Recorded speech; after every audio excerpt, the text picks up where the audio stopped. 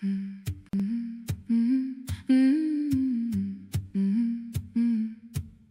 survivor stepped forward, even amid tears and shame, told their story, named the monster. The police worked hard, gathered every piece. The prosecutors built the case, gave it their whole heart.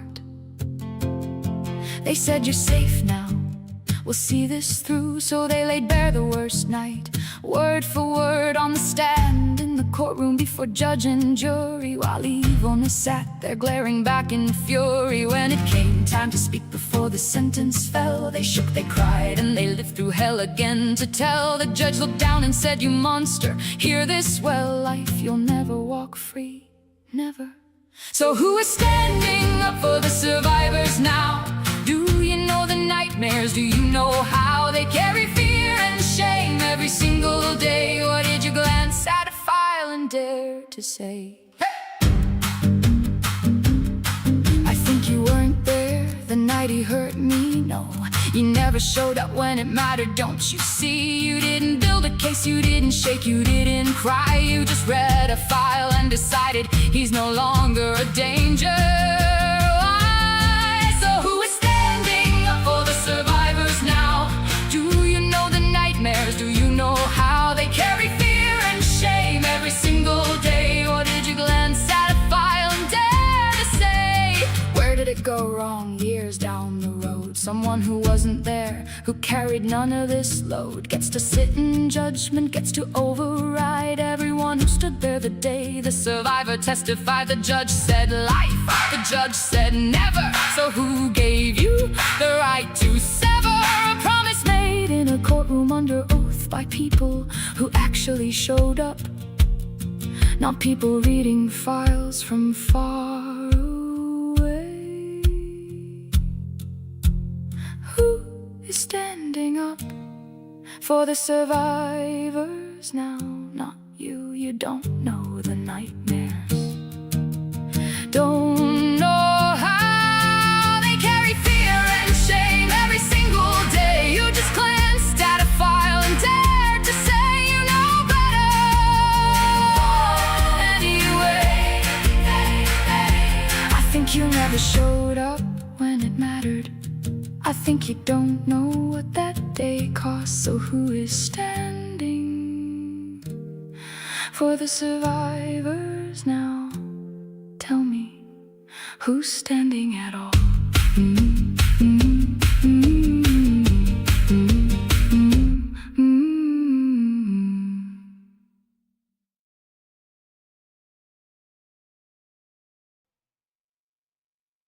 Live on the air, Trial Junkies United presents Justice After Dark with your host, Z. Thank you, Doc. Hey guys, tonight we got a trigger warning. So if someone needs to step away, because we're going to talk about some predators, and I don't want anyone to not know what's going to be happening. So that's just a little warning. But we're going to go ahead and get started. I want to thank everyone for coming. Fala, we have Ken, and John Bubba's here, Irish Lunafair, and Farquaad came all the way from down under. We appreciate everybody that's here, our lurkers too, because, you know, what's a good show without a few lurkers? Right, Doc? Yep. And of course, Moo's over here to the side trying to get my attention, so we'll see how that goes. But greetings to our trial junkies, our truth seekers, and our justice warriors. I'm Z, your storyteller in the wilderness of injustice, with my ride or die Doc, riding shotgun as we navigate the darkness where the predators hunt and the system fails. And we're ready to shine a light on some major fails. So buckle up, everyone. The path ahead is going to get bumpy as we lead you through another section of this nightmare we call the justice system. Every predator depends on your silence. Please don't give it to them. And tonight, we're actually talking about predators who aren't still out there. We're talking about something a little bit worse. In a way, We're talking about predators the system already caught, already convicted, already sentenced to life, and then years later, they decide to grant them parole. Doc, are you ready for this ride? Oh, vroom, vroom. Vroom, vroom. And as this slide shows, most of us really thought that when you got a life sentence, it meant life in jail. But no, because that's what they don't tell you when the jury returns a life sentence. Life doesn't always mean life. Parole boards are undermining everything that led to a conviction, the work of the prosecution, the evidence that's painstakingly built by the police and the detectives, what the survivors endure to stand up and to tell their truth, often reliving the worst moment of their entire life in front of strangers. And then the jury came and they did their job. They weighed the evidence and they decided guilty. And then the judge, or in some cases juries, decide on a life sentence. And then a parole board walks in years later and life seems to mean nothing.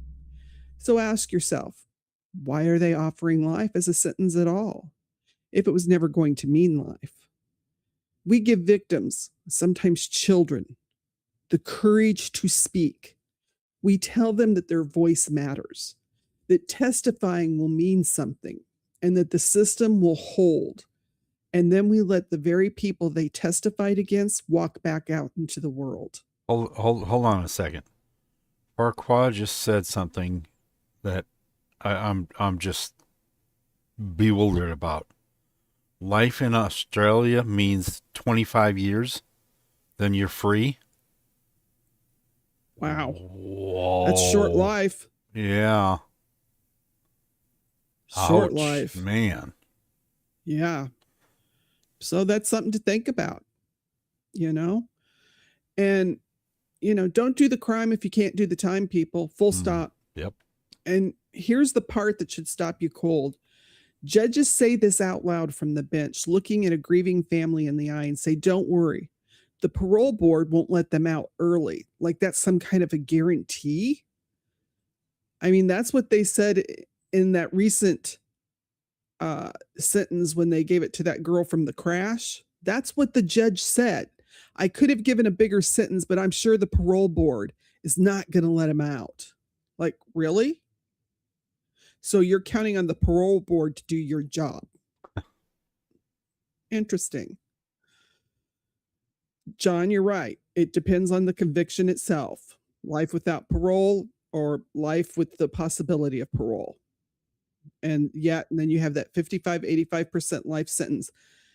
There is a lot that goes into it. Now, tonight we're going to focus on California. Hey, Bethany, glad you joined us. So as the sentence is just handed down, when they say stuff like, well, the parole board won't let them out right away, they're not then really giving a real sentence. It's a suggestion. This is what I'm suggesting. Mm-hmm. Something the parole board can quietly renegotiate the moment the cameras are off. And I have questions tonight, and I'm sure you guys too. Like I said, we're going to focus on California because there's some big cases that have come through recently. And every one of these questions is going to those parole boards, to the people sitting on the bench, because there's a thing called California's Elderly Parole Program that makes this possible. Now, this program had roots that started in 2014. We're not going to get political tonight. So nobody jump in with politics, not going there. We don't do that here. We just talk about justice and the legal system. We know sometimes politics intermingles, but we stay away from that because people get crazy. So we're not going to do that. But like I said, it started in 2014, court order over prison overcrowding. And then they later wrote it into state law in 2020. Now, when they first were talking and they wrote it, it was supposed to be at the age of 60 or older with 25 years of service. But when it became law in 2020, it was only 50 or older and it served at least 20 years. Okay, hold on a second, because John just said something. Now, something that's really important for the parole board is the inmate's conduct record while incarcerated, like programs taken and completed, as well as conduct record. How does that change that this person is a creeper? Well, we're going to get into that. Okay.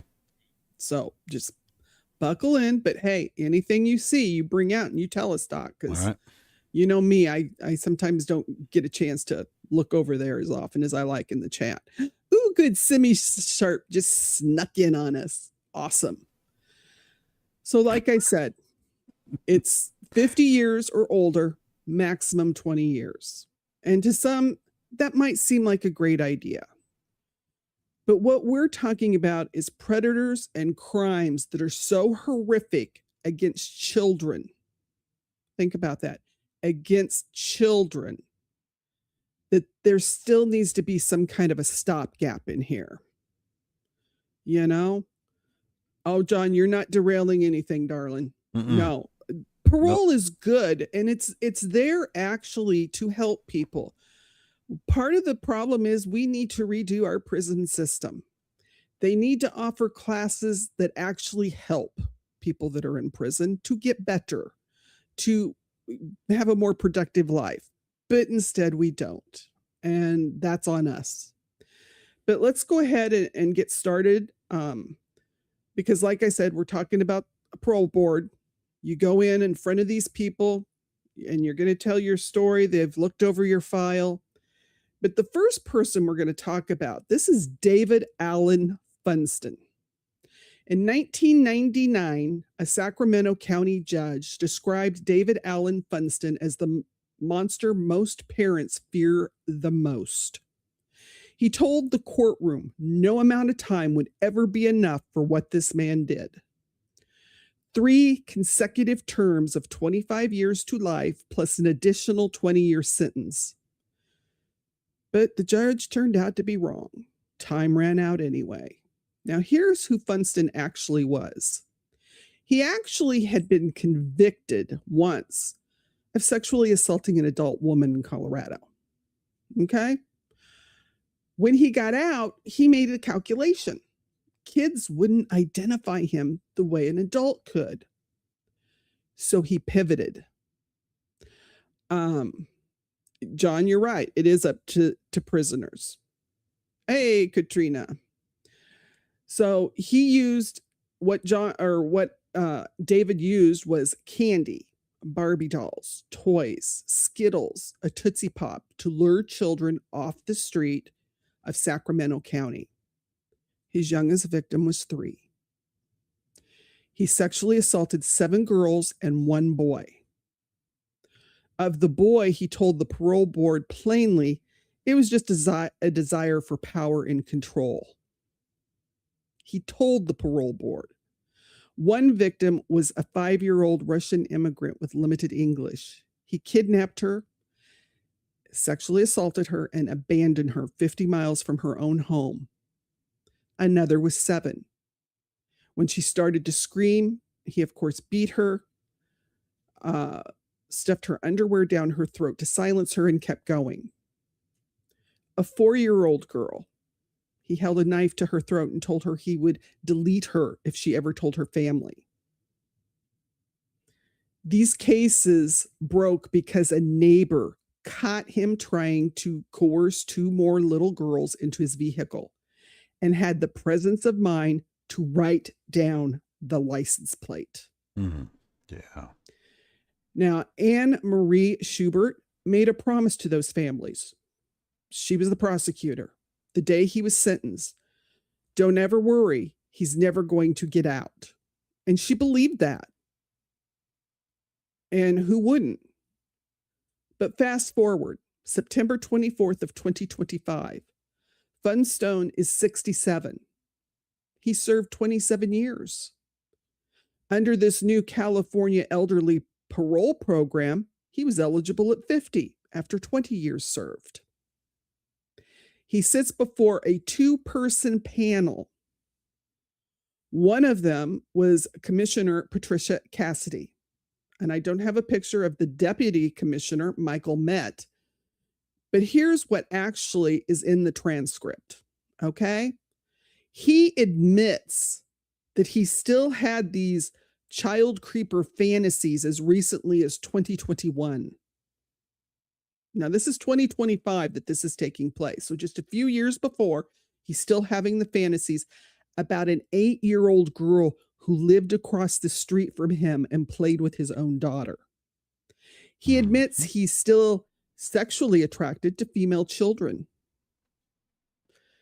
He also gives himself happy endings while he's in jail to the thoughts of children. So as he was describing his first victim, he said, I was in Sacramento looking for a place to rent. I saw a young child that was hung up on a fence, and I realized this was an opportunity to act on my fantasies. So regrettably, I acted on that fantasy. Now, later in the same hearing, he said, I had this fantasy in my mind of how the encounter would go and that they would be a willing partner. And when the child did not respond in the way I wanted, I became angry and I lashed out in anger. That's him describing a sexual assault as a failed negotiation with a child. And that was only 4 years ago. Well, 5 years ago now. Well, 2025, actually a year ago, is what he said this. He said that. To this woman. But okay. Wow. And here's what Commissioner Cassidy responds. On the record, you guys, she says, you have a really good developed urge control plan, and you have steps that you take. You practice it every day so that it'll be second nature to you if the high risk situation develops.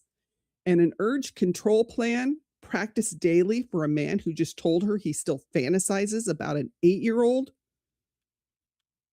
That gives me questions. You know, come on. And the thing was, the prosecutor, Schubert, she had questions because she points out that this man never even went to a rehabilitation program until that law came out in 2020. So he wasn't interested in rehabilitation until that elderly program started and he saw a chance to get out. So he started taking classes because there was the elderly parole law, says you can get out. And the prosecutor, she said, to me, it's just all, foam, no beer. Yeah. It's just an individual who wants to get out and he's going to say what he needs to say to get out. Old creeper, old creeper, old creeper. Yeah. And she said his own admission that he's still attracted to children should make everyone's hair stand up on their necks. Mine is. She told the board directly that he continues to be a danger to children in our community. And she hopes that this case will reignite the fight to reform the elderly parole program and to remove sex offenders from it entirely. And John, you can paint a rattlesnake pink, but put on the top hat and give him a monocle for an eye, but it's still going to be a rattlesnake. Exactly. Yep. Hey, Mustang. Good to see you, darling. So the case got referred back to the 21-member board for what's called an embank review. A majority of commissioners reconsidered the decision. But here's how that actually works. When that review happens, the governor will send a case back over safety concerns, or when the original 2-person panel, one appointed commissioner and one civil servant deputy commissioner, can't agree. No governor can personally overturn a parole grant. The authority always in California sits entirely with the board. Yeah, that's a problem. Grief, yeah. A lot of the parole hearings that I have watched, they usually have 3 people, not 2. There was only 2. On February 18th of 2026, the board reaffirmed it anyway. So this dude picked out where he wanted to live after his release, Fresno, California. He had it all planned. And then on his actual release date, Placer County was waiting for him. A 1996 case from Roseville, California, a child that he had abused never got prosecuted. In the DA's own words, life sentences meant just that back then, so they didn't go ahead and prosecute him for this other one. But Funston never walked free yet. He just got traded to another cell because this gentleman, DA Placer County, Morgan Gear, himself a father of 3, put it plainly. This individual was previously sentenced to multiple life terms for extremely heinous crimes. Subsequent changes in state law and recent parole board failures have altered the practical effect of these life sentences for the victims and the communities at large. David Allen Funston committed very real crimes against Placer County child, and the statute of limitations allows us to hold him accountable. So the parole board wouldn't hold him accountable. They will. So let's thank this district attorney who's going to go after him. Mm. But as we know, that's going to cost the taxpayers more money to a man that should already be in jail and not be getting out. Yep. Right? Yeah, John, I've watched some of the Louisiana parole hearings, and yeah, it's usually 3 to 5 people on the panel. But this was odd. Okay, here's our next child creeper. Same state, same program, different predator, same pattern. This is Gregory Vogelsang. He was sentenced to 355 years to life for molesting at least 6 boys, ages 5 to 11, in the Sacramento area between 1995 and 1997. Now, this isn't a stranger jumping out of the shadows. Investigators say he groomed entire families first, built trust with the parents, invited the boys to sleepovers, bought them gifts, took them on outings. One boy he coerced by pretending he needed help picking out a gift, got him in the vehicle under the pretense, drove him to a residence, and assaulted him repeatedly despite the boy crying and asking him and pleading him to stop. Another boy spent nearly every weekend at the creeper's home for years because he was close to their family. The abuse happened over and over across that entire span in a house his own parents thought were safe. He was being abused. Deputies later found boys' underwear in his possession. He admitted he kept it for sexual stimulation. Psychological evaluations found that he posed a greater risk to the public than 80% of all other sex offenders. Now, this was someone that was their job. It was a psychological evaluation. He's 80% more likely to be a risk to children. He admitted that as recently as 2020, he was still giving himself happy endings to fantasize about young boys while in prison. He said this to a parole board. In November 2025, the parole board granted him elderly parole anyway, after 27 years served. But this time, State Senator Roger Nilo didn't let it go quietly. He sent the board a letter ahead of the reversal hearing. He said, "This child creeper is a repeat child predator whose actions caused immeasurable harm. Consider the message that his release would send to survivors." Hey, therapist, good to see you, sweetie. Hey. The board had already found him unfit for release in both 2022 and 2024. So what changed in 2025? And then under pressure, it changed back. In June of 2026, the board rescinded the grant. So this creeper stayed in. So the question I keep coming back to, what was different from 2024 when they said no to 2025 when they said yes? Nothing had changed. He was still doing all those vile things while still in prison. And I have questions, and so far nobody's answered them. But not every case on this board is a child predator. And that's where this creep comes in. Some are just violent and aimed at adults and somehow move even faster through the system. This is Roberto Detrinidad. He said he spotted a woman coming home from her bartending shift early on August 8th of 2013. So he broke into her San Francisco apartment in the middle of the night, picked the lock with a piece of plastic. She was asleep. He assaulted her in her own bed. He was HIV positive and he knew it. At his own parole hearing, this is what he told the panel. This was like my Super Bowl of crime that night. This was going to be the thing that made me finally feel like a man. Think about that.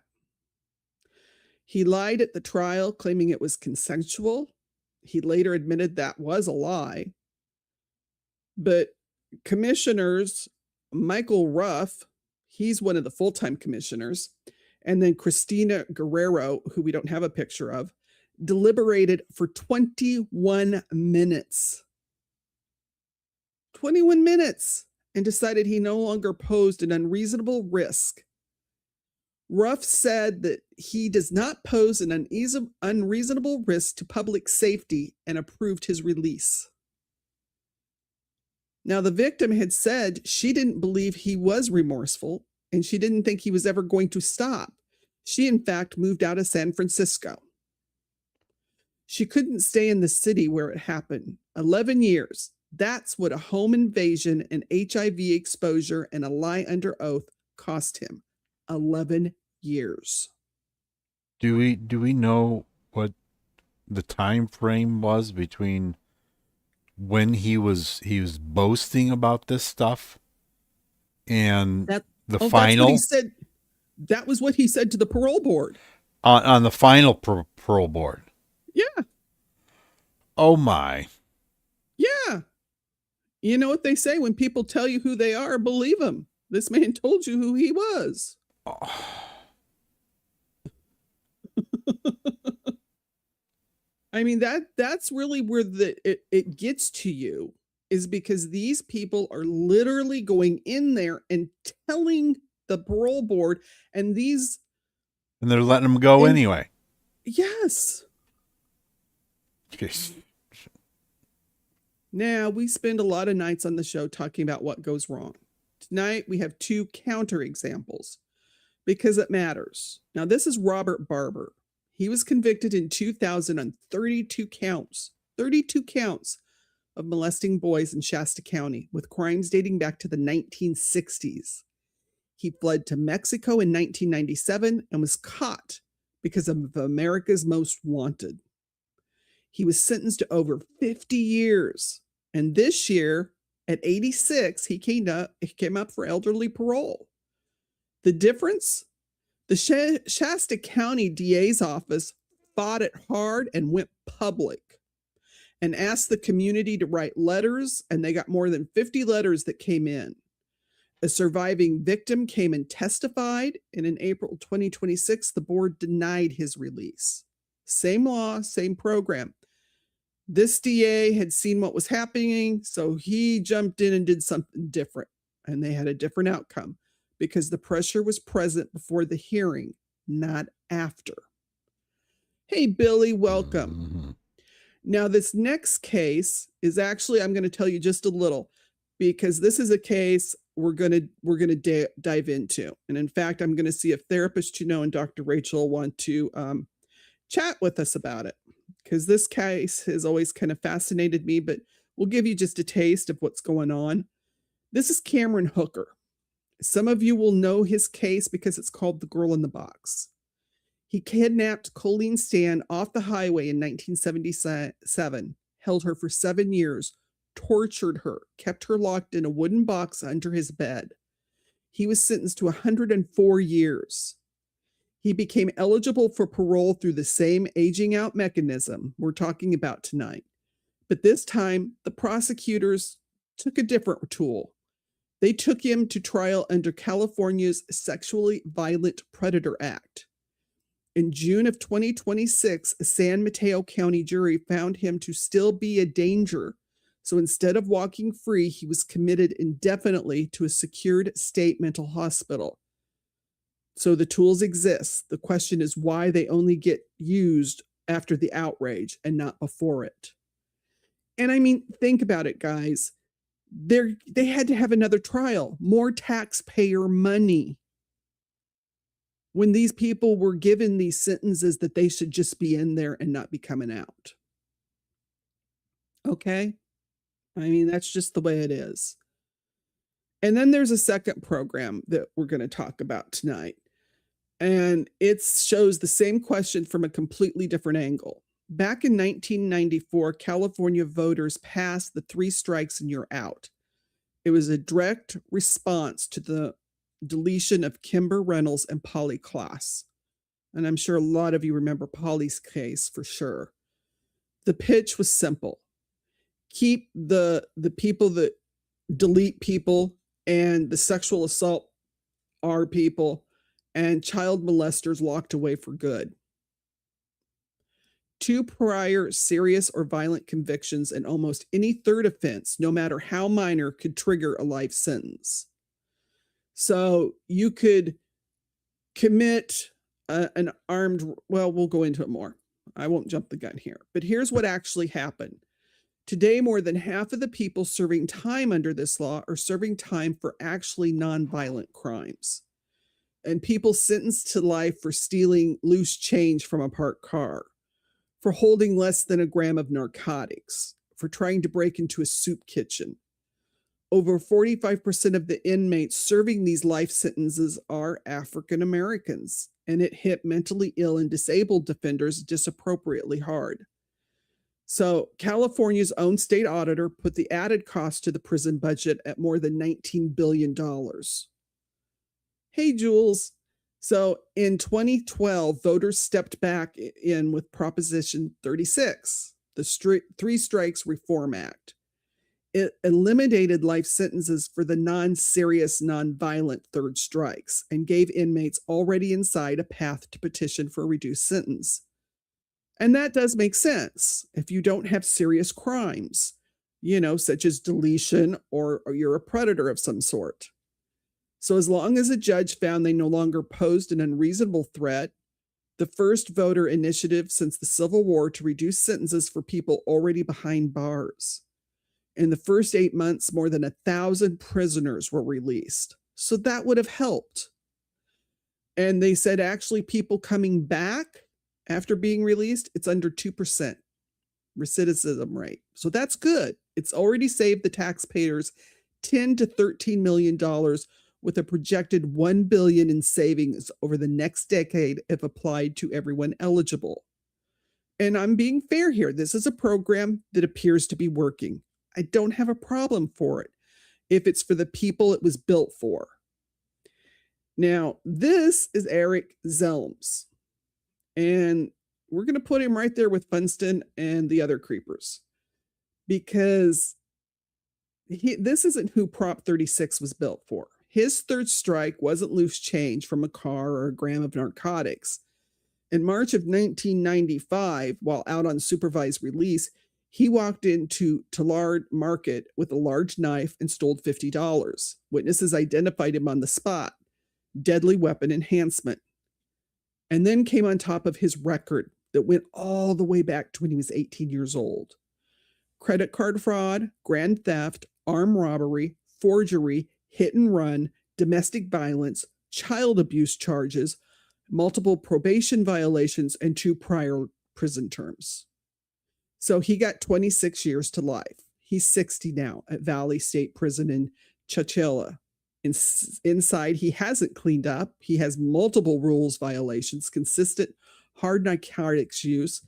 And when it came time for him to talk to the parole board, he barely had one. On February 20th, the board gave him a 5-year denial. This was his first real hearing in front of the commissioners. He previously just stipulated to denials in 2018 and 2020 without even having a hearing. So this time they looked at the whole picture and said no, instead of, just one small part of it. And District Attorney Tim Ward called it textbook difference between parole eligibility and parole suitability. Zelms is eligible on paper, but he's not suitable to walk back into a community. Ward said protecting the citizens of the county comes first, and he's glad the commissioners agreed with him. Here's my question. I want to be precise because this isn't the same legal mechanism as the elderly parole cases we already covered tonight. Different program, different standard in front of a different panel. But sit with it anyway. A man robs a market with a knife and takes $50, and a board looks at his record and says, no, 5 more years.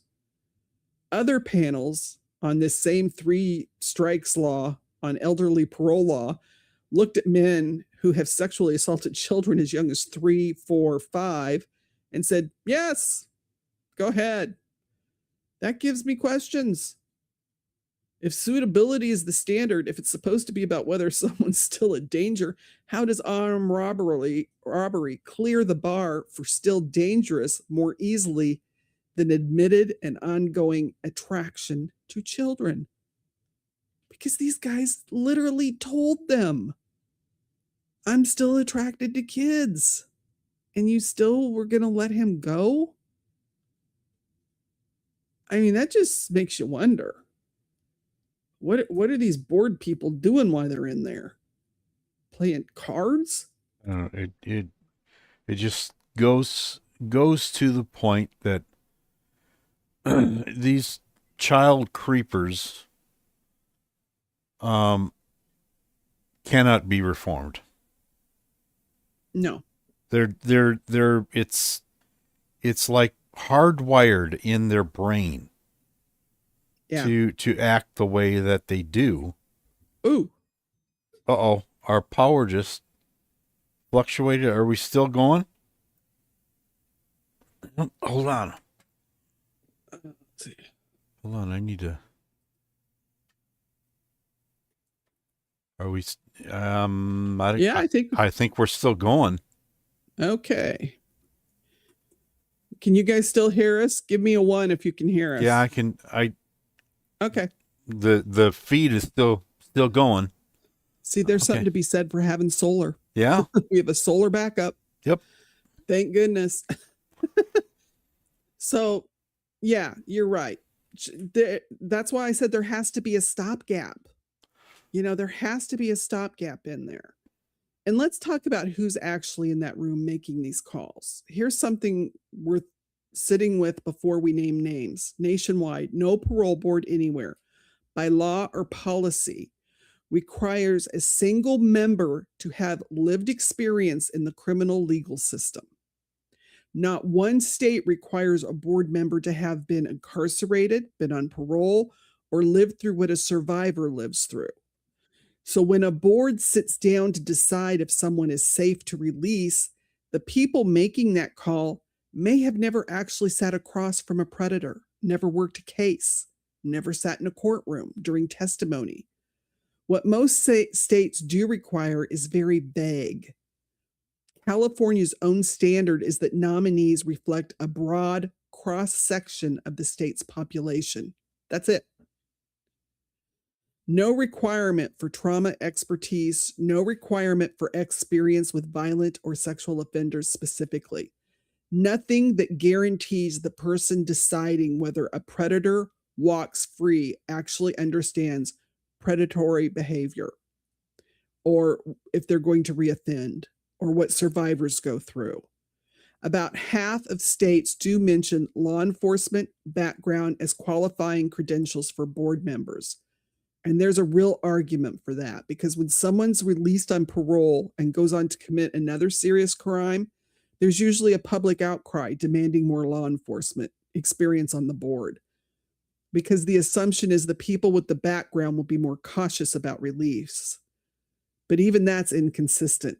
Only 7 states actually require it, and most boards are a mix of professional backgrounds, sometimes with vague catch-all language, covering anything from psychology to social work to other related fields. And here's the part that should concern anyone tracking violent or sexual offenders, parole specifically. Most parole hearings today are conducted virtually, not in person. California is one of the states leaning heavily on having remote hearings.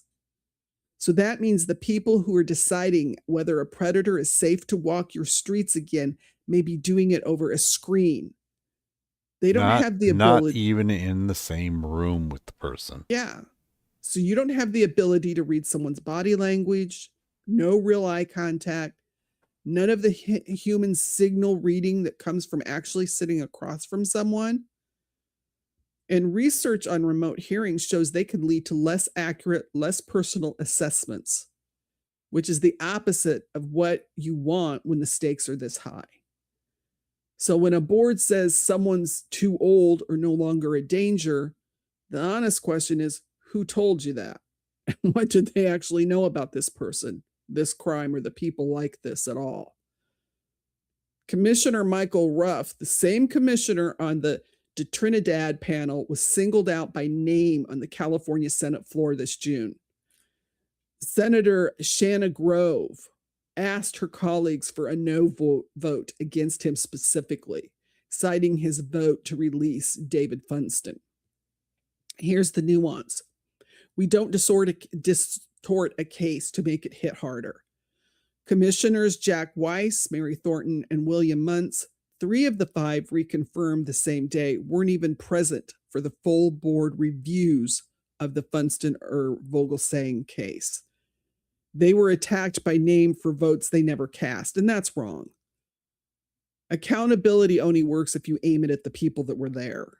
And what's not in dispute is the California State Senate reconfirmed 5 commissioners, Muntz, Ruff, Sergeant Burns, and Thornton and Weiss, on a straight party line vote over the objections of others who specifically cited these releases as the reason for voting no.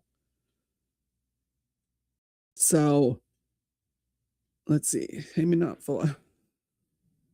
Yeah, John, you're right about that. You might be great for 5 years and then fall off the wagon. Yeah. Oh, I'm sorry, Fala and Simi. Our neon lights went out with the power. We'll get them back up later.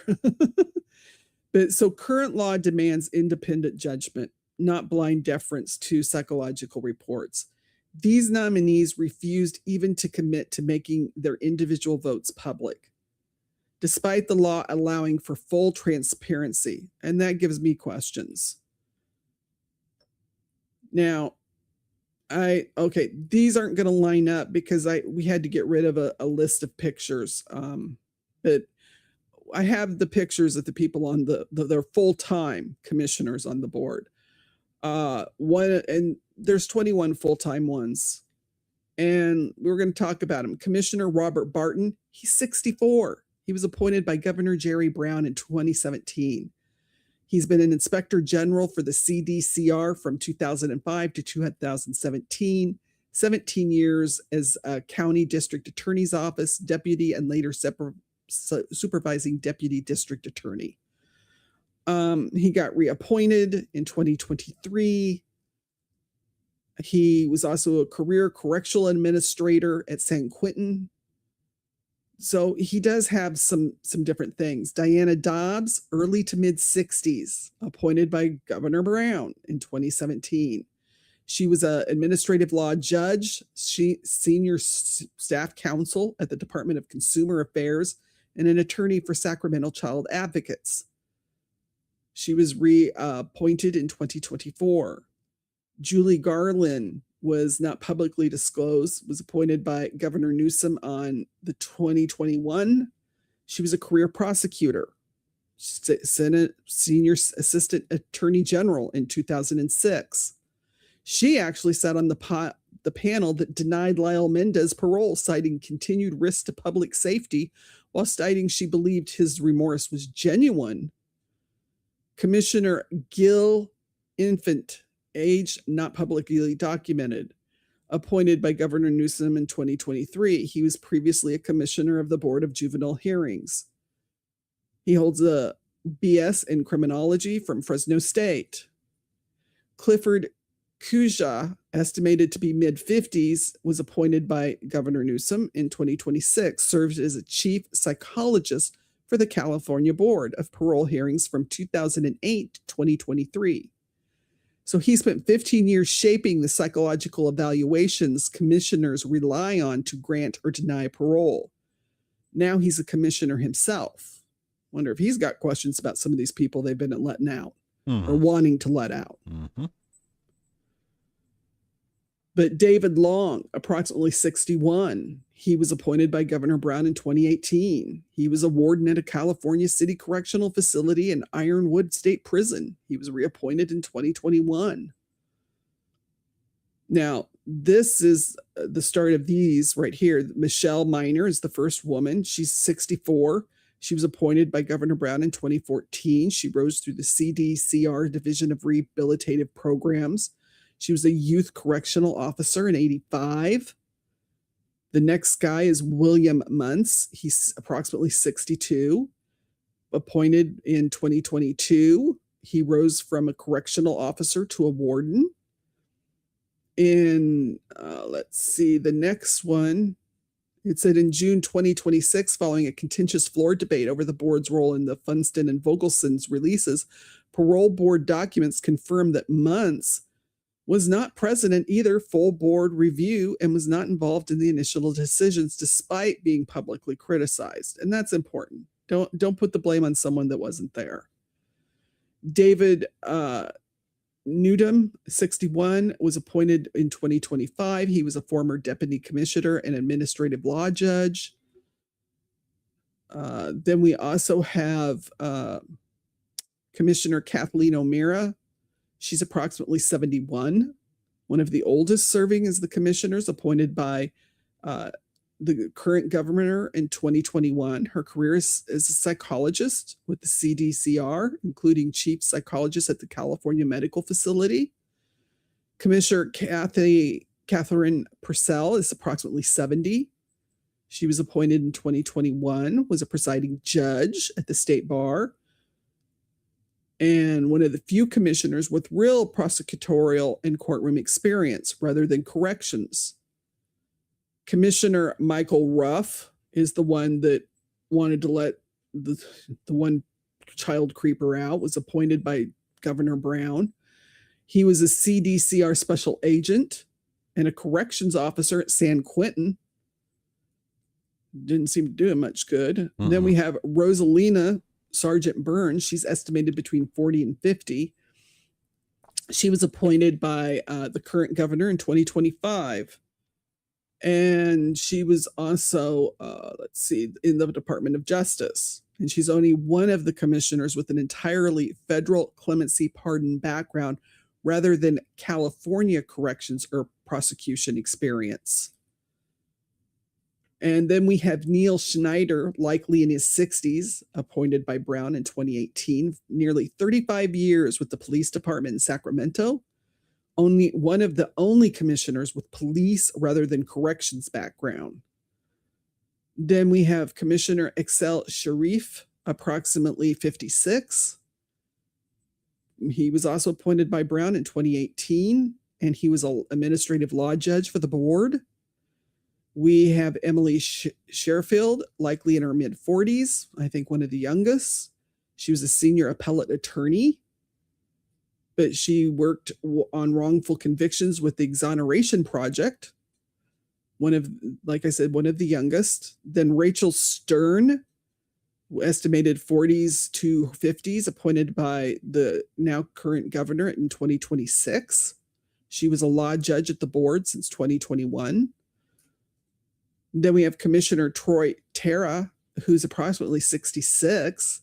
His career as administrative law judge, previously a Coast Guard officer and a Fresno County public defender. Then we have Mary Thornton. She's 2062, and she was appointed in 2019. She was a career prosecutor. Then we have Jack Weiss. Oh, I think we have another one that's missing. Okay, Jack Weiss, he's in 61. He was a city councilman chairing the Public Safety Committee and a former assistant U.S. attorney. So think about that. if you look at all these people, a lot of them are in that age where they would need elderly parole. Yeah. I mean, Yeah. I Well, thought that was interesting. I mean, let's be honest. Most of these people have a background of some type of judicial experience somewhere. I mean, Yeah, they a lot of them did. yeah, it's not like last week they were hamburger flippers at McDonald's. I mean, Yeah. so they obviously they should know better than letting a child creeper out of jail. That's infuriating. You would think so. You really would, Doc. And it just it baffled my mind when I was looking at who these people were, and I thought, we always shout out judges and prosecutors when they're not doing their job. We need to shout out the parole board when they're not doing their job. Hmm. And John, you're right. Just because they might have some background doesn't mean they have boots on the ground, that they understand. And I think they should have to sit through something to learn something about survivors and what children and people that have been sexually assaulted go through. Mm-hmm. I mean, I think it's just too easy for them to look at some paperwork remotely, like Billy said, is nuts, and not in person, because they can't be bothered. That would be too hard for their job. Now, this is the Sacramento Sheriff's Department and also one of the prosecutors, and they made a stink about these guys getting, parole. And that's why it's become such a big thing, and people are starting to take notice. But the pattern, when we look at the board as a whole, a pattern emerges, and it's the overwhelming majority of these commissioners rose entirely through either state corrections or correctional officer to sergeant to lieutenant to captain to warden to commissioner. And that's a path of a lot of them. The smaller number are the prosecution or the judiciary, and then we have some psychologists. Only 1 or 2 came from anything resembling defense work, so appellate advocacy or exoneration cases. But these are the people that are deciding whether predators walk free and spent their careers inside a system that convicted him, not across the table from them, not defending someone wrongly accused, and not sitting with the survivor while they testify. And that's why you just wonder what's going on and why they're thinking these child creepers should be allowed to get out. And it just, the one guy that was the one that wrote the paperwork on how they should be doing this with the psychological part, and now he's the one that's a commissioner himself. That kind of just makes you wonder. But let's talk numbers for a second, because the state loves to talk about the cost, just usually not this side of it. A single parole hearing will cost taxpayers between $10,000 to $15,000. That's just paperwork. When a hearing results in denial, that individual then does stay incarcerated $127,000 to $150,000 a year. Now, as they get older, there are medical costs. It can get up to $300,000 a year. And the parole board denials cost the California taxpayer over $1 billion a year, according to the state's own numbers. But you have to then ask yourself, is it worth the case of risking more children victims who will get a life sentence themselves? And the Placer County DA, who decided to reopen a 30-year-old case, has to build a new prosecution, spend new resources, all because the parole board decided Dan did 3 life sentences. And so now they have to go ahead and re-prosecute. And that's real money spent undoing a decision that never should have needed to be undone. Of course, the states, their counter argument is that the rate for elderly parolees is, redoing the offense is 1.8%. And that of the 15 sex offenders released in 2022 under the program, none were convicted of a new sex offense. They mean But you have- they mean that 1.8% of people that get out of child creepers that get out actually they were actually caught. Yeah. They were And actually caught. That's the key. Yeah. And that's one thing we have to stop and ask ourselves, because a lot of prisoners call going to prison going back to school. Yes. They learn things. A lot of these child predators were in jail long before the internet. So they've had time to learn new skills. Mm-hmm. They've had time to learn how people are preying upon children when you don't even have to be in the same room with them and causing them harm, or how to coerce them out of the house. They've also learned that if you leave your victims alive, what can happen. These are things I don't think they're taking into account. Some criminals get better at being criminals by being in jail. Yep. So that's their number, and we don't hide it from you. I mean, I'm telling you what the numbers are, but a low reoffense rate doesn't answer the question that actually matters to the families. Was the sentence a promise or wasn't it? Did they get better at hiding their crimes is the question. They now have a bill that is moving through Sacramento aimed directly at this. Assemblymember Stephanie Nguyen, who represents the region where Funston and Vogelsang committed their crimes, introduced AB 2727 to raise the elderly parole age for the most serious sex offenders to 75, with a minimum of 30 years served, up from 50 to 20. But my question is, why are we even giving them the choice? You know, I just want to know why. They certainly didn't give the child, much of a choice when they were, oh man, and then to give them hope that they're going to get out of prison. Yeah. That's just, to me, that's criminal in itself. After a judge sat there and told them that they are such monsters that they're never getting out. Yeah. That a prosecutor said this was the worst case she'd ever seen. Hey, sleuthy girl. I didn't even go into all the disgusting details because I didn't want to put that in your brains. So some of these details on these cases are horrendous that these children suffered. And they're not taking that into account at all.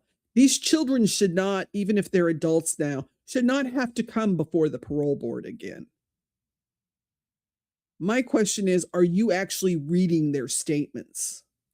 Do you have any human feeling left in your body? Because a child gets a life sentence. They don't get a parole. Nope. So that goes a long way to finding out, and asking the questions.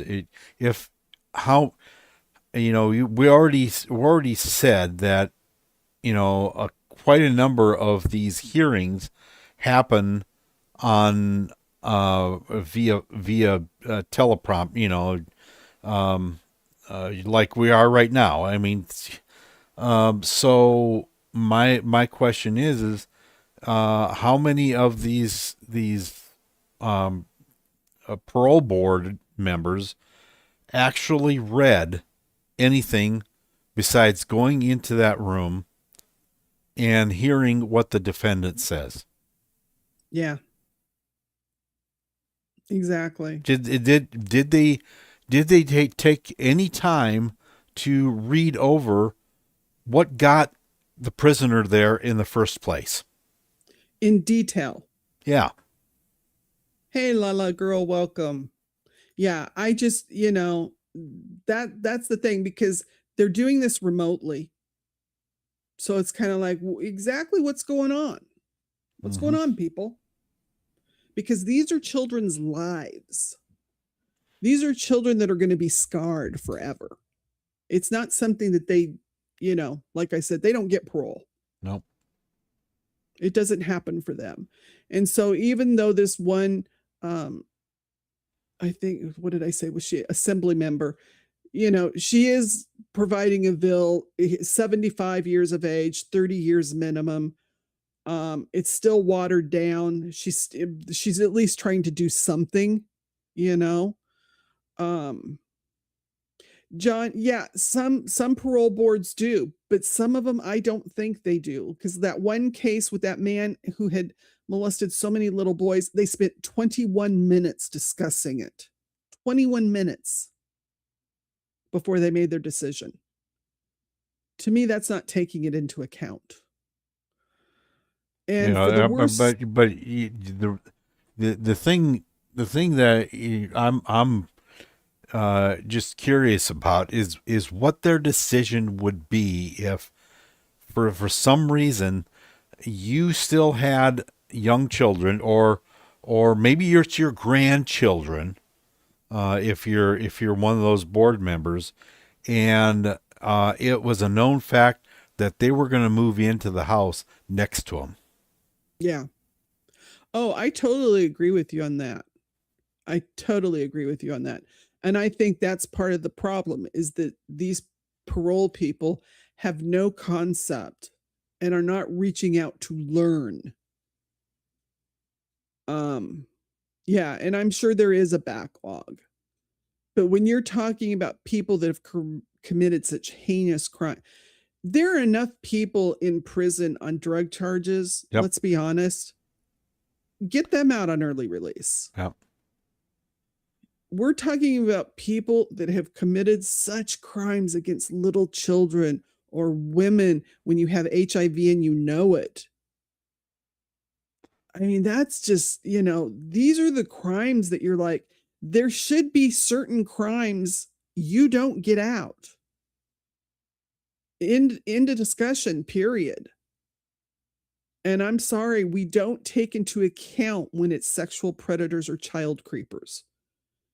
They'll do it for, a lot of the death penalty cases when it's you've deleted people. But I'm talking about it seems like we don't get enough justice for the children and the women victims. I'm trying to wrap my brain around who would be the person or persons that are putting pressure on these parole board people. Sadly, you know what? I think it's that's where you get into politics. Yeah, it becomes, yeah. Which we stay away from. Right. But it's the way the wind blows in some states. I mean, because like right now, Florida, I wouldn't want to be on death row. That dude down there is trying to clean up death row. It's like he is just, whoa. I'm just saying there has to be more regulation. But when you're talking child creepers, I have as JD DeLay says, it's time for the wood chipper. Yeah. When you harm children, I have no sympathy whatsoever. Yeah, like these weed chargers, let them go. How could you even come to any kind of balance as to the difference between you got somebody in for drug possession, weed possession, and you got one in for multiple counts of multiple counts of child creeper business. I just and then you have the gall to tell the parole board that you did this to a little boy for power and control. Yep. So what, you think that went away? Nope. I go on Twitter, I'm reposting things of people that are getting caught at 81 years old that are child creepers. So it's like child creepers just grow up to be old child creepers. Yeah. They don't get over it. And that's what I think these parole boards are not understanding. And like I said, we call out judges, we call out prosecutors, but these are prosecutors and judges that did their job. And they're Yep. just baffled. You know, Because some of these- somehow there has to be, more regulation on what, if you're going to let a child creeper out, you better give somebody some kind of direction on how that they're going to prevent this child creeper from doing it again, because they are going to. Yeah. At some point. Yeah, they will. Yeah, and I agree on that too, John. We're not talking about like drug offenders that might be caught selling drugs and that, but if you've got someone that, hey, they might have a couple of cases where it's just they got picked up with the wrong amount at that point in time and then it's changed, or you get people that have been caught with weed and then it becomes legal, but they're still in jail. It's like, where does that make sense? Yes, Sleuthy, we made the point earlier that they just cannot be rehabilitated. It's hardwired in their brain to do these things. Exactly. So for the worst offenses, it really should just exclude them from elderly parole entirely. There just should, know. And she even said, when you've done things like molested little boys ages 5 to 11, she said, I just don't know that you can change from that. And it's true. They can't. No. It passed the Assembly Public Safety Committee 8-0. So they had bipartisan support, which we love to see, but it stalled in other committees. And here's something people don't always understand about how this actually works. Under California law, a governor's authority to reverse a parole grant only applies to deletion cases where someone has died. For everything else, including cases that we've covered here tonight with child predators, the only power available is for him to ask the board to take a second look. That doesn't make sense. And that's what happened with David Funston. The board looked again and still upheld its own decision. So that's when the district attorney had to step in and say, we'll dig out this case. And sometimes I think when we watch trials, we'll see how they'll drop certain charges and only hold some of the charges, and maybe that's a good thing, because in this case, they had this charge to go back on. Right. If he would have been in there for every count that he had been, they would have had no way to have stopped him and he'd be on the street. So the system is built so that no one person can do anything but the board. We did have the case where they said that one group, hey, they got a hold and publicly started their outrage before the guy even came up for parole, and that helped. So what we're recognizing is that the system as a whole, the law, the board it created, and the process that governs it is what's signing off on letting predators and these sexually violent offenders back onto the streets. And I'm sorry, just like we say sometimes that a judge ought to be held accountable, so should these parole people. Yep. If you let someone back on the streets that harms another child, I'll put your face out there. I have no problem. This isn't about one side. These are people across the political spectrum failing to protect victims here, and people across the spectrum fighting for them too. So I don't do the politics. I don't say this side is worse than that side. Right now, everybody's focused on one side or the other, saying they are. I'll put everybody's picture out there. I don't care if you're blue, red, purple, green, or whatever. If you're a predator, I'll put your picture up. So think about this. Just because someone's older, does that excuse them from the acts they committed? Why can't life mean life? Once someone is so debilitated by illness or old age and they're no longer a threat, maybe it's time to have some kind of a geriatric care. Maybe they, because even if you put them out in public and they get incapacitated, the government's still going to end up paying for them to be in an old people's home. So maybe that's what they need to do, is set up some kind of geriatric care hospital, but you have to be that bad to get into it. And while they're but if they're still mobile and still capable, they need to stay in jail. I'm sorry, if you're a child creeper or a predator of that kind. So to anyone who thinks these men aren't a threat, go ahead, let one move in with you or right next door. Then we'll talk. Let one rent a room in your home. Yeah. So everything we've talked about tonight's been about boards creating the predators can leave. This last one, this is a little bit different. And this is a predator we talked about the other night. And that is, let's see. Whoops, not that guy.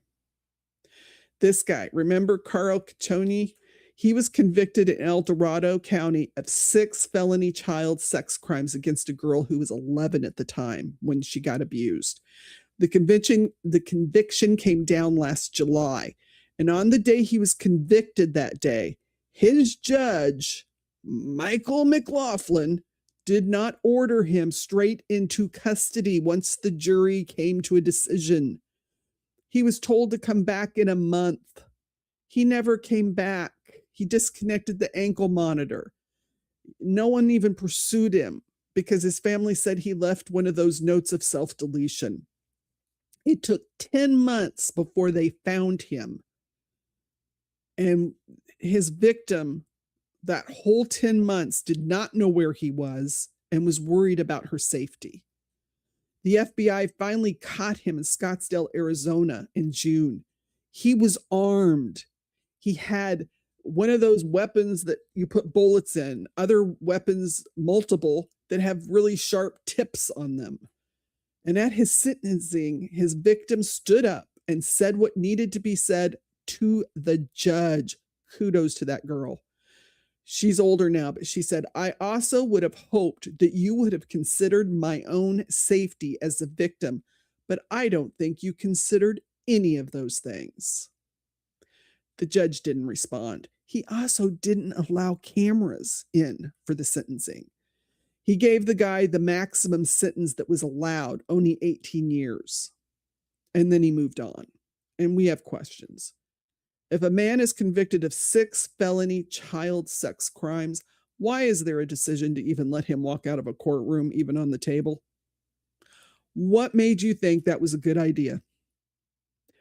The victim did her part. She testified. She secured the conviction. The prosecutors did their part. The police did their part.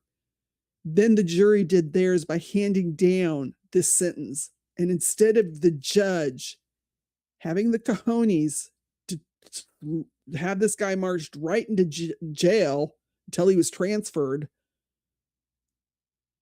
he let him walk. So the families actually filed a complaint against the judge. Kudos to them. Yep. With the California Commission on Judicial Performance. And we're going to watch what happens, because this show isn't just about the people who commit the crimes. It's about every single person in that chain who has the power to decide whether the predator walks free and doesn't have to answer for it when they're wrong. Let's get to our missing people, guys. Remember, when you're out and about, put those cell phones down. You look at the faces. If you see someone, make sure that you call the authorities. Remember, people can leave voluntarily, then get in a position that they can't come home. And we know trafficking is real. Victims pass by us every single day. If your instincts go off and you think something isn't right, go ahead and call. And don't assume someone else is going to do it. Now, if you're not comfortable contacting the police, we have our tip line, tips, 4, trialjunkiesunited@gmail.com. We'll pass it on.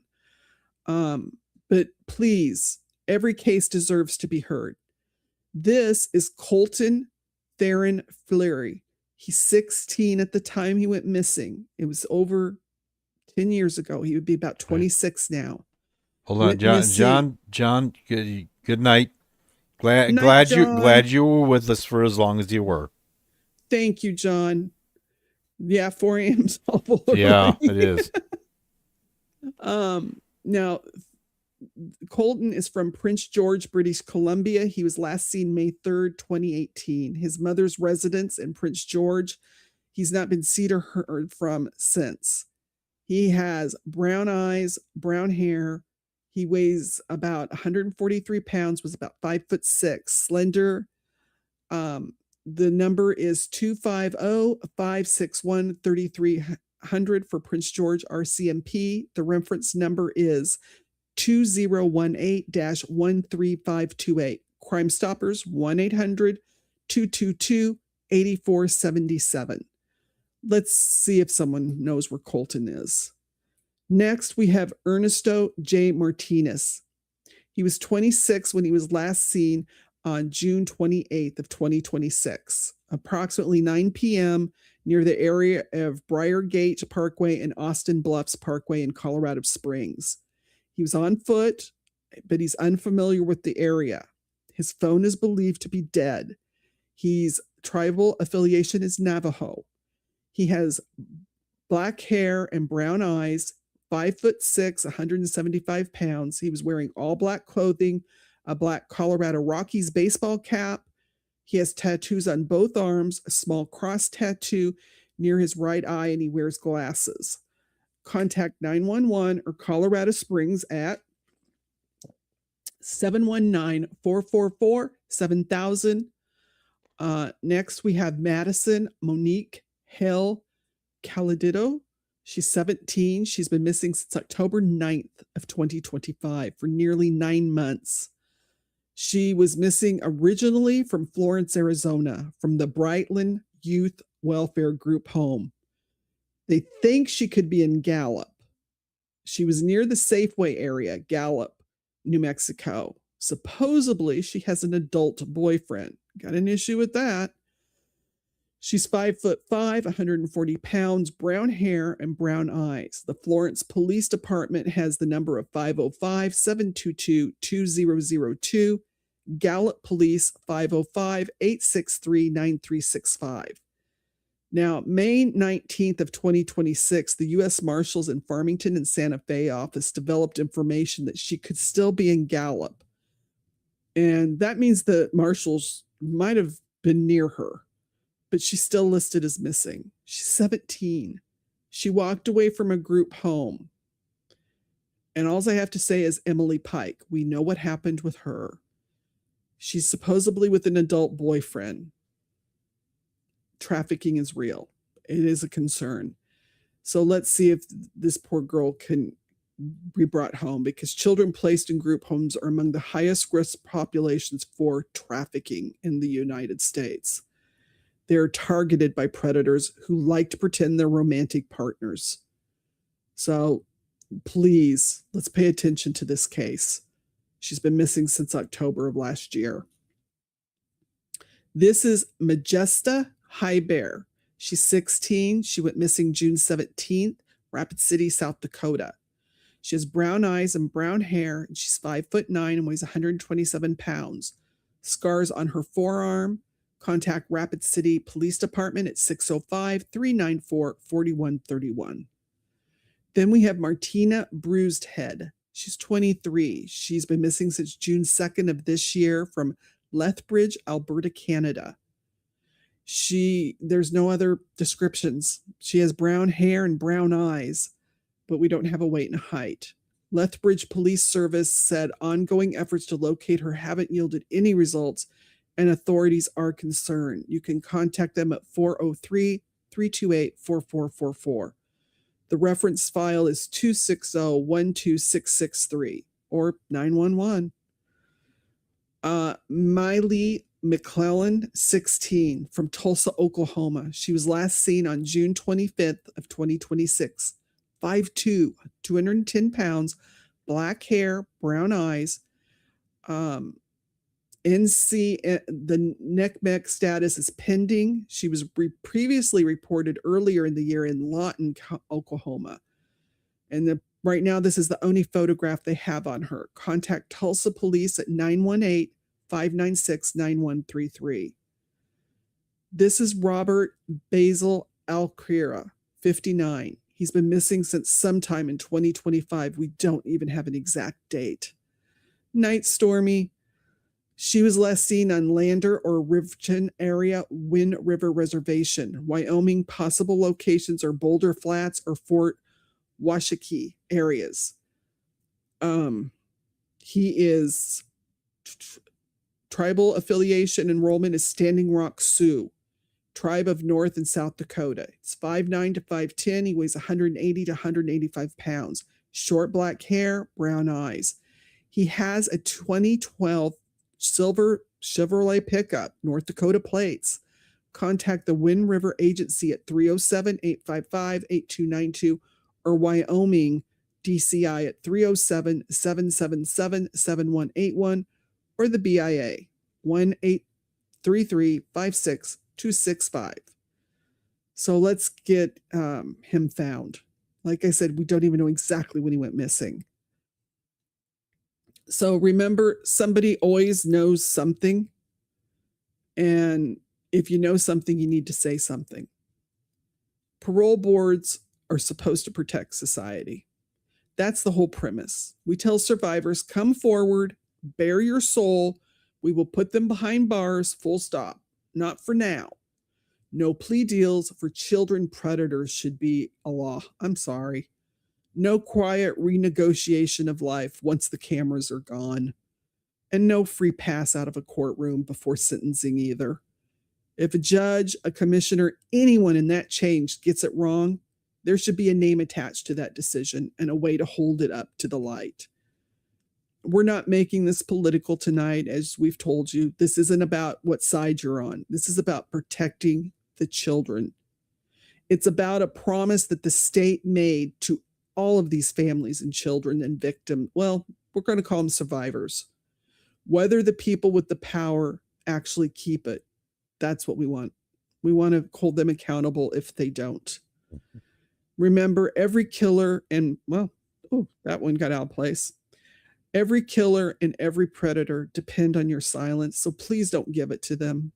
If you know something, speak up, because that wasn't a mannequin. It never is. And you know us, our motto is always silence is betrayal.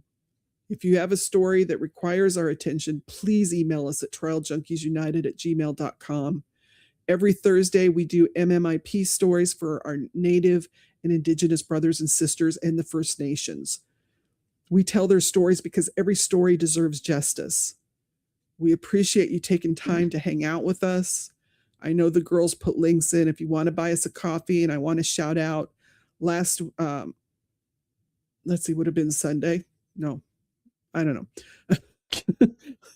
Yeah, last Sunday. Yeah, I got confused. We missed Thursday. That was right. Okay. Yes. Pammy bought us a coffee, and we want to give Pammy a shout out and thank her so much for that. Doc had to buy a new monitor. All of a sudden his monitor in the control center died. And that's why we weren't on Thursday. So that threw us. It flickered, and then it went black. So the black screen of death. Yep.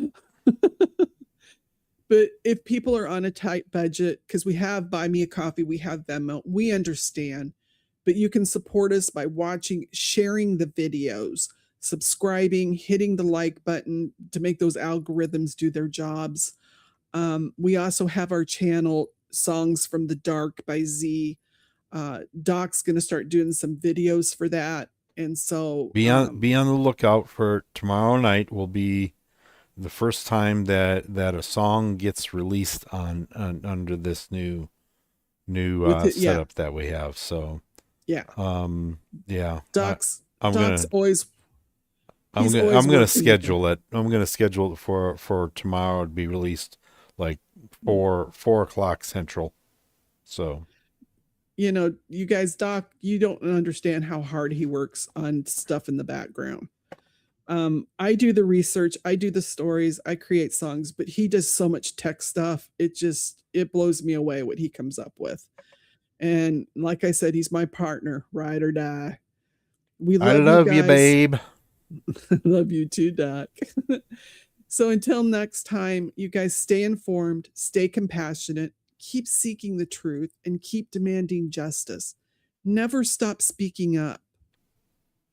Doc, you want to tell everyone good night? Good night, Doc. We love you all, and remember, criminals never stop. So neither do we.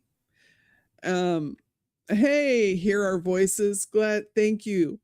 Until next time, keep fighting for justice. And we're going to see you Thursday night. And we've got some things coming up in the works. I'm working on some more interviews for you. So hopefully we'll have something soon. I know you guys like the interviews. And if you guys have suggestions, you can always email us. We love you. Good night. Listen to this last song. I poured a lot into this, and I hope it touches you like it touched me.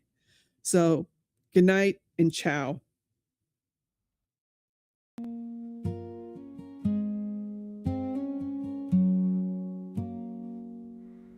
I was just a child with a secret to keep, told to stay silent, told not to speak.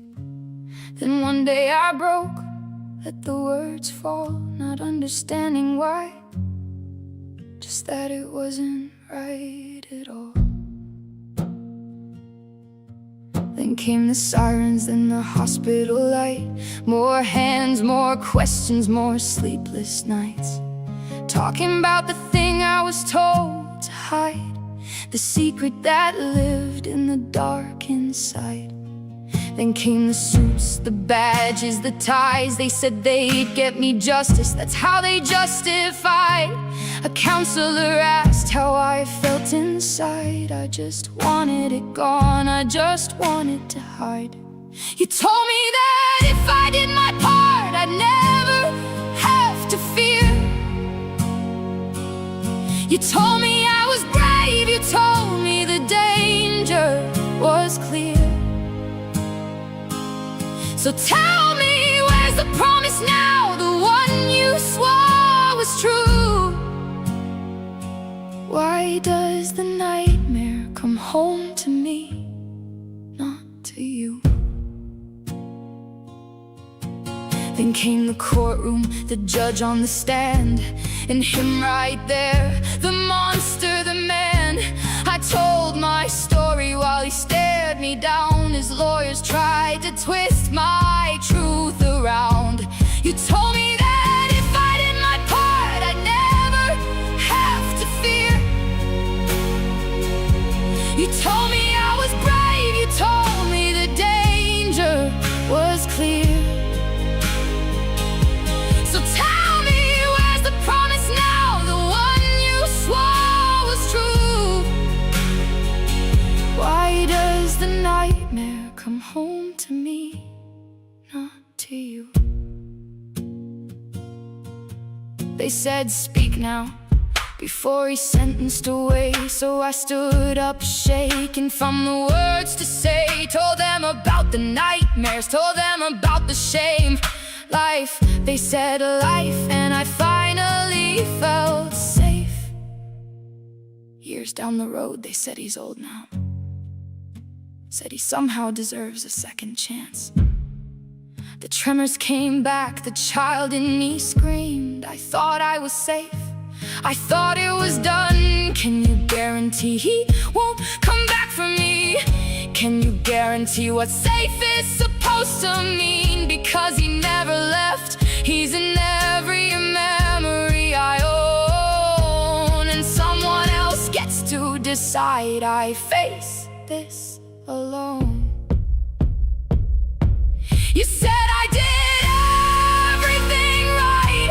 You said I was brave, and you said I'd sleep at night. So tell me, where were you the nights I shake in my bed while you decided he's too old? Instead, he's still hurting me in every thought, every day. You call it mercy, I call it betrayal. You said I was brave. Then why did someone who wasn't there decide to let him walk free?